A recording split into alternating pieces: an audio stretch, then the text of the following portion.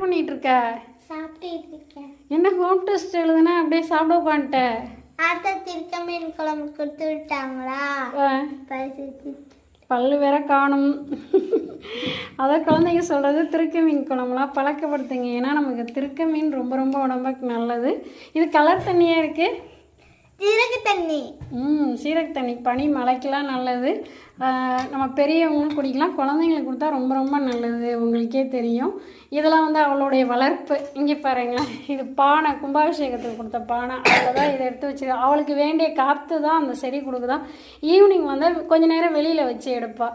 இது பாருங்களேன், தேன் வாங்கினோமா, அந்த பாட்டிலில் வேர்லாம் எல்லாம் புதுசாக விட்டுருக்கு. தண்ணி மட்டும் மாற்ற அவளோட இன்ட்ரெஸ்ட் அதை விட்டுட்டேன். மணி பிளான்ட்டு பாட்டில் இங்கே ஒன்று வச்சுருக்கா, வெளியில் காமிக்கிற மாதிரி. இதெல்லாம் பாட்டிலில் ஒன்று இருக்குது. இதெல்லாம் இவளுடைய அலங்காரம். இந்த லைக் பண்ணுங்கள், ஷேர் பண்ணுங்கள், சப்ஸ்கிரைப் பண்ணுங்கள், கமெண்ட்